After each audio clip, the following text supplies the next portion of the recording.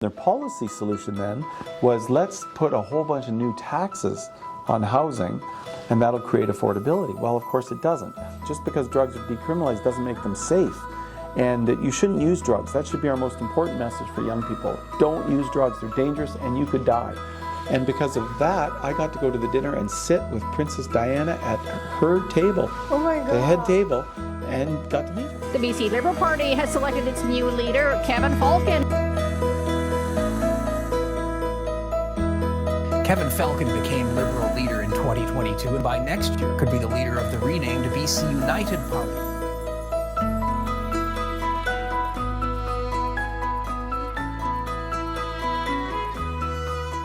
Well, I grew up in the North Shore of Vancouver. I was one of 6 boys. I was number 5 out of 6. And with parents that were, very middle to lower middle class. My father sold appliances and my mom was a nurse. And those were the days when it was still affordable to raise families in British Columbia. And I was lucky to I went to a Catholic school, and because our family had low income, I was lucky to be able to go on with no tuition to Vancouver College, which is a school in Vancouver. And, as I was growing up in my senior years in high school, I started to be interested in politics. My family was not involved in politics at all. And then when I went to university, at Simon Fraser University, I took even more interest in politics and what was going on around the world. We had an NDP government at that time, and youth unemployment was the highest in Canada, right here in British Columbia. So I started to take more interest in provincial politics. And as I got more and more involved, I became more passionate about making a difference. And I have to tell you that I'm glad I did it, because when I first got elected, I was the youngest cabinet minister in government back in 2001. I was able to oversee lots of projects, especially as the Minister of Transportation and Infrastructure. So I was responsible for the Canada Line being built, the Evergreen Line being launched, the projects like the Sea to Sky Highway, the Portman Bridge, the Pitt River Bridge, South Fraser Perimeter Road, all kinds of projects right across the province. Well, as the Minister of Transportation, so I was the one that announced that we're going to go do this. And then, announcing a project's the really easy part. The hard part is getting it done, because there's all kinds of resistance that you'll receive. So there was, we had some NDP mayors that said, no, we don't want, Canada Line, it's going to be too disruptive, and, the way you're planning on building it is going to cause cost overruns, because they wanted it to be a special union project. And we said, no, we want the best price for taxpayers. That's all we care about. And so we structured the project as what we call a P3, a private-public partnership. And what happens with a private-public partnership is that we structure the deal so we transfer the risk of cost overruns over to the private sector, because they can better manage those risks. And we provide payment based on their performance on getting the project built in accordance with these scheduled timelines. And the reason that's important is that project was opened ahead of schedule and on budget, a $2 billion project right through the heart of Vancouver.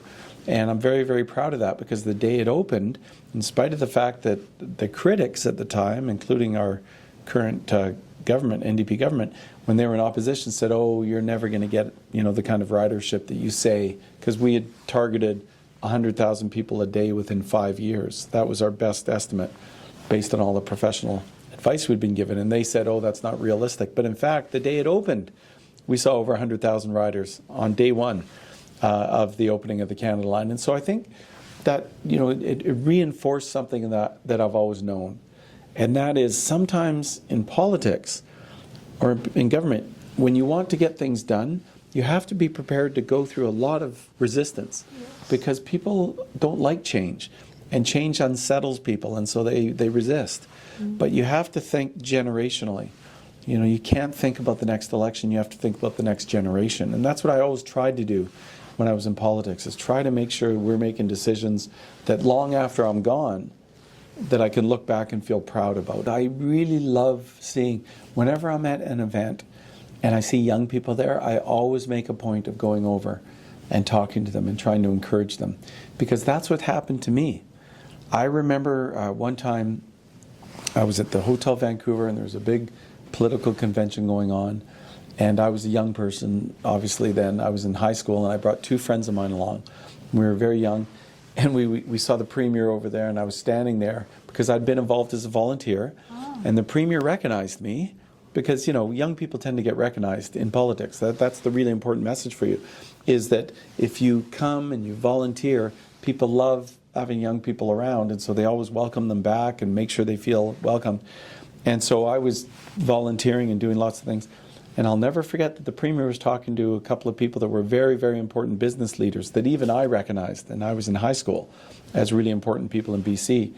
And he looked over and he saw me standing there with my two little friends, waiting for the chance to say hello. And I'll never forget this. He said to the people he was talking to, "Just hang on a second, I want to go say hello to Kevin over here."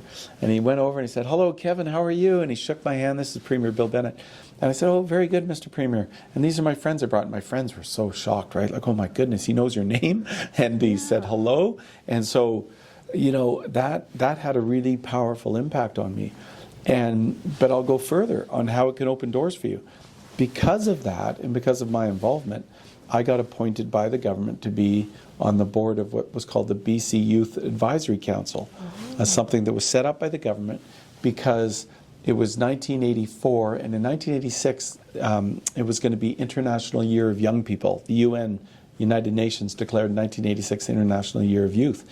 And so the government probably thought, well, we should probably have some kind of youth advisory council, so they set one up. I was appointed vice chair.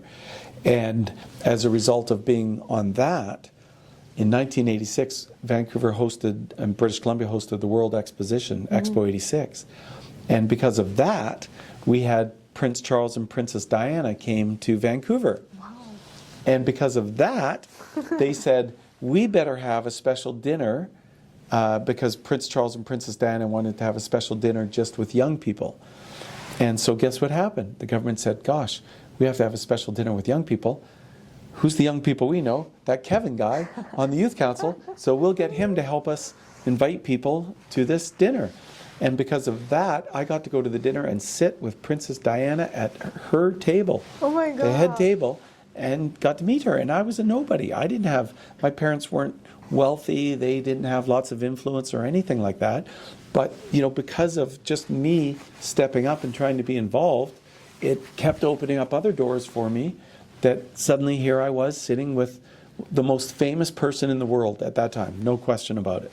And it was an incredible opportunity that just by stepping forward and trying to be involved opened those doors. So that's really, I tell you that long story because it just shows how the first step is actually to say, can I help? How can I be involved? And when people do that, you'd be amazed at the doors that open up. Well, you know, to me, as I progressed in politics, you know, so I met Princess Diana, and I thought that was amazing. So then I went into business, and I ran my own business and had some success. And then when I first ran for office, to be honest with you, I was a bit reluctant to run for political office because I was enjoying running my business. I had 75 employees. It was a lot of fun. They were mostly young people, so, you know, it's a really good environment. But, you know, at the end of the day, the leader of the opposition at that time, Gordon Campbell, you know, sat down with me and said, I really would like you to run because I'm looking for good people, young people, you know, to help me bring change to the province. And so ultimately I thought about it and I thought, you know, I really like him. And I think he's sincere about wanting to change things and make things better in British Columbia. And so, you know, I sold my business and ran for politics and got elected. And that then opened up other doors. And, you know, I got to do all the fun things you get to do in government, which is bring about change. That's the most important. You know, we can build hospitals and we can build universities and we can, you know, build bridges and sky trains and all kinds of fun things. But you also do get to meet interesting people. In 2010, I then got to meet Princess Diana's mother-in-law, Queen Elizabeth, because she was here to drop the hockey puck in the opening of a really important game. Wayne Gretzky was there, the famous Edmonton Oiler hockey player, one of the greatest hockey players ever. And so once again, because I was a minister in the government, I got to be invited and I got to be there and meet both of them. But I'll also say that when I retired from public life and I went back into the private sector, I continued to do volunteer work. I worked on a board called the Street to Home Foundation, working with homelessness in Vancouver. I worked with Canuck Place, which is a children's hospice for people that have children with terminal illnesses. I worked with the Lionsgate Hospital Foundation, all kinds of charities that I cared about. But what I really found is I kept meeting interesting people. So through the work and my passion I have for helping people that struggle with addictions, I got to attend dinners where people that have historically struggled with addictions of some form or another would come as guest speakers. So Matthew Perry, who recently just passed away, for example, you had dinner with Matthew when he was here in Vancouver. So too with Alice Cooper, who's a famous rock star from the 1970s. Martin Sheen was here to talk about the family struggles that they've had with his son, who's been struggling with addictions. Rob Lowe, who's a pretty famous movie actor from California that also came out. And I get to meet all these people and talk about these issues and really it's just, again, by being out there and being involved in charities that I believe strongly in, that are trying to do good things in the community, that opens up other doors and you continue to meet interesting people and that keeps me going. I just can't imagine not doing those kind of things. So even when I wasn't in politics for 10 years, for a decade, when I went back into the private sector, I still stayed very involved in the community because I still care a lot about the community, and so I can help out in other ways too. I'm just curious, what business were you running before you become a politician? I had a business that was involved in it was, the best way I could describe it is like polling and surveying and phone surveys back then, especially in the 1990s. Oh, like marketing research? Yes, exactly. Marketing research is a great descriptive word. And so because of that, I used to hire a lot of kids from the local high school out in Surrey, Lord Tweedsmuir and some of the high schools that were there. So it was great because they were great kids to work with, and they were always very enthusiastic, and we had a lot of fun.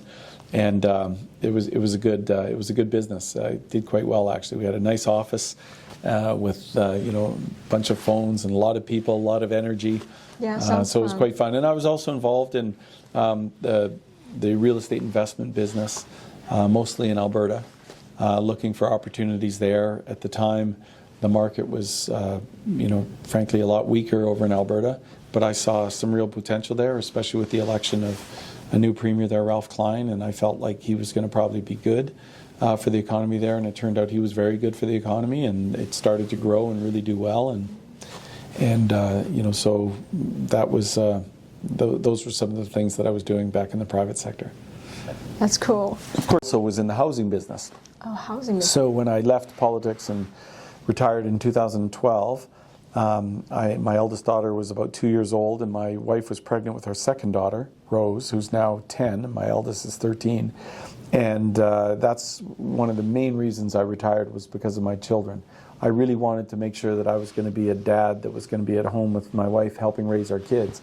And politics is a very hard business. You have to travel a lot and be away from your home. So I didn't want to do that. And so I was deputy premier and finance minister at the time. And then I announced that I was not going to be running in the next election. And then I would be retiring from public life. And it was the best decision I ever made, because I got to spend more time with my kids as they grew up. And I also went into the housing business, working for a very, very good company called Anthem Properties. I was an executive vice president, and Anthem is very well known for building lots of communities around the Lower Mainland and throughout BC, but also in Alberta and also Northern California. But projects like Station Square out in Metrotown, where we built 1,850 high-rise condos, not to mention 500,000 square feet of commercial, and lots of projects like that, townhome projects, condo projects, exactly the kind of housing that people are looking for that was really affordable, Townhomes, I remember in Fleetwood in Surrey, we were selling 2-bedroom, 2-bathroom, double garage townhomes for $459,000. And that was in right about when the NDP government got elected in 2017. And those were really affordable. But unfortunately, 7 years later, those are reselling for over $1 million. And it's just not affordable anymore. And we have to get back to having government that understands how you create affordable housing. And, because government policies directly impact whether you're going to get really expensive housing or affordable housing. Yeah, I bet your experience in the housing business would affect your thoughts and takes on affordability. So what do you think could be the best solution to it? Well, the first thing is, I always say you have to diagnose the problem appropriately. And I think, the current premier, unfortunately, was one of the people that really misdiagnosed it by saying it was Chinese foreign buyers and it was, greedy developers. But really, that was never the case. Foreign buyers have always been just an infinitesimal part of the buying market. If he had talked to anybody, like if he had phoned me while I was in the private sector working for one of the largest home builders, I could have told him, look, less than 3% of our buyers are foreign buyers. It's a very small amount. So, but the problem is they made wrong assumptions. And so their policy solution then was, let's put a whole bunch of new taxes on housing and that'll create affordability. Well, of course it doesn't. It just adds more cost, and that cost all gets passed along. And what they forgot to do was the most important thing, and that was to actually encourage more housing development so you get more supply of housing into the marketplace. I call it flooding the zone. You want to get as much new housing in there as you can because that creates more buying options for the public, and that competition drives down housing prices because developers are competing for the pool of purchasers. They ignored that altogether, and so that's why we've ended up where we are. But there are lots of solutions to fix this. But it starts with getting back to the simple, basic proposition, which is this. If you want more affordable housing, you have to make it less expensive. And now that sounds really simple, but governments forget this all the time. You have governments that say, we're going to add all these requirements. We're going to say you have to have the highest level of environmental standards, for example. That's fine, you can say that, but that can add $50,000 per house. When they say we're going to add more, regulations and delay on the process of getting housing approved, that adds lots more cost to housing.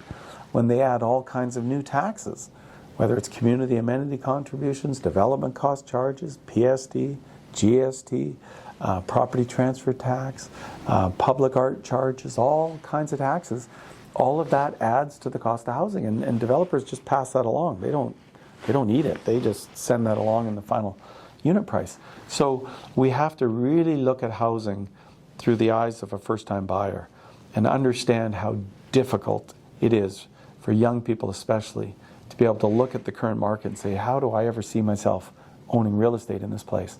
Exactly. And unless we fix that problem, we're going to lose a lot of young people to other provinces, Alberta, Saskatchewan, Manitoba, back east, wherever.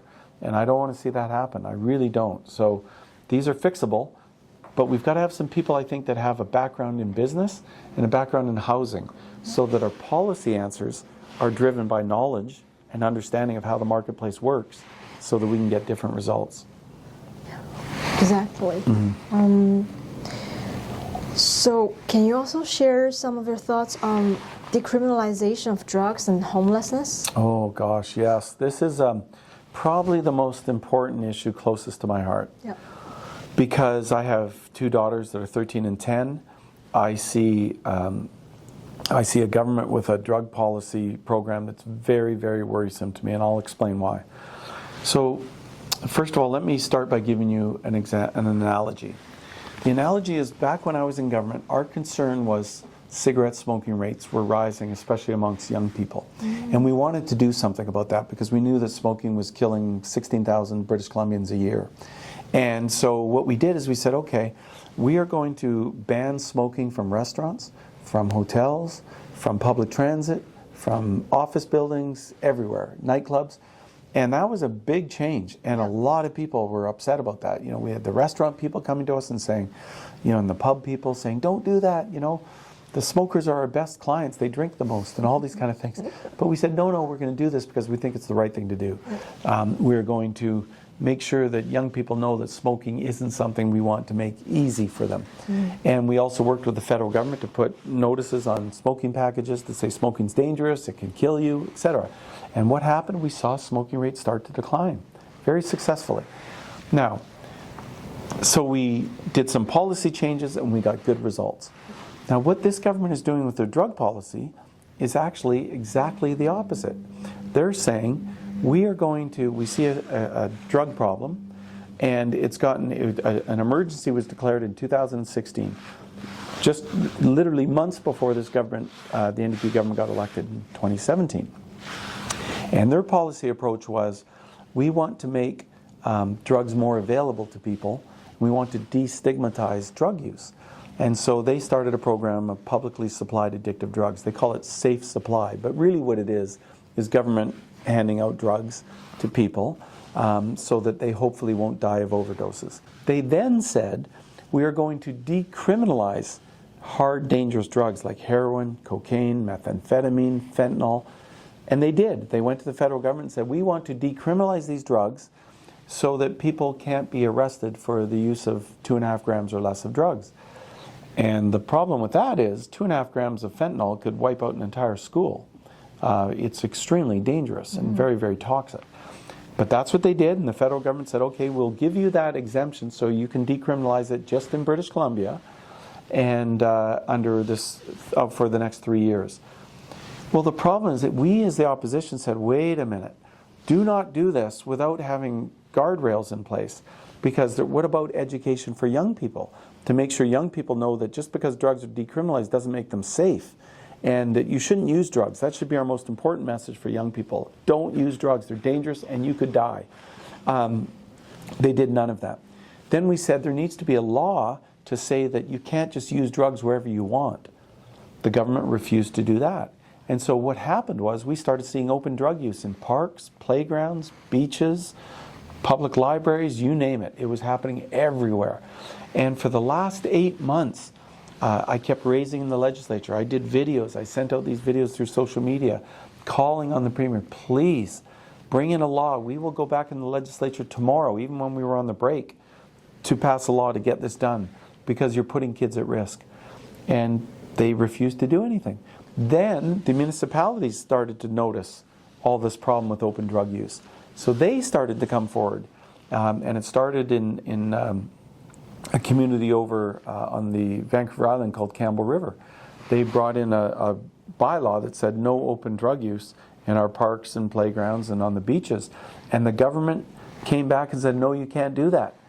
This is a health issue. We think it's important to destigmatize drug users so that they don't feel like there's a stigma when they use drugs. And I just couldn't believe this, because I thought back to what we did with cigarette smoking. And I thought, can you imagine if back then we'd said, you know, our answer to high smoking rates is we're going to hand out free cigarettes to everyone and let them smoke wherever they want.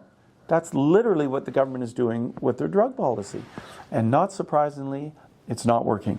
Every year we see the overdose death rate keeps increasing to record levels every year. So it gets the highest that it's ever been in history. It's happened every year for the last 7 years. And yet they keep doing more of the same thing. So, you know, finally, when the Union of BC Municipalities was meeting right here in Vancouver, all the municipalities come together for a week from every part of this province. The day before that, the NDP finally said, okay, we'll do something to restrict open drug use. But the problem is, it's almost too late. We call, the expression we use is, it's closing the barn doors after the animals have already left, right? But what's happened is, the open drug use is so widespread now, it's very hard to rein it back in. You know, it's better than nothing, but, you know, frankly, they missed an opportunity to get it right at the beginning. And so that I find very disappointing. So we've got a whole generation of young people right now that I worry about a lot, because what's happening is a lot of the free drugs the government's giving out are called hydromorphine. Hydromorphine is about 3 to 5 times more powerful than heroin, and the government gives it out in these packs as pills. And what happens is they hand it out for free, and the drug addicts take the free ones and they sell them to the drug dealers for cash. They call them dillies on the street, dillies. So they say, here, give you, in the downtown east side, you'll get 50 cents a dilly. They sell them, they take that cash and they buy fentanyl because that's what they really want. But then guess what happens with those so-called safe supply drugs? They get sold to kids in high school and colleges because they say to the kids, oh, these are safe drugs, it's government drugs. And I'll tell you, we are seeing some really tragic results as a result of this. I had a gentleman approach me in tears at an event I was at for an addiction, a group that works with people struggling with addictions, and his 14-year-old daughter had died of an overdose. She was an honor student at age 13. And age 14, she got in with not a really bad crowd, but just a crowd that's a little bit bad, okay, parties and things. But the problem is at one of the parties, they were handing out these government safe drugs. And she took too many of them, not understanding what they were, and she passed away. And that breaks my heart. And so I am absolutely on a mission to be the next premier of this province because we have to fix this problem. I really feel like part of my job is to save a whole generation because these policies are going to create very tragic outcomes. And we see it in every community. I'll tell you honestly, I just want to be really clear about this. If these policies were working, I would have to say, you know what? In spite of everything I believe, I have to point to the evidence and see how well they're working, and I would admit that I was wrong. But they're not working. And we can see it everywhere, in Vancouver, in Prince George, in Terrace, Vancouver Island. The communities are really seeing the results of this crisis. So when it's not working, and more people are dying than ever, and when the streets are becoming less safe, and we're seeing more stabbings, more assaults, more crime happening every day. We've now got all the major retailers coming together with a coalition called Save Our Streets, saying like they can't hire staff now because they're so scared of the people that are coming in and stealing things.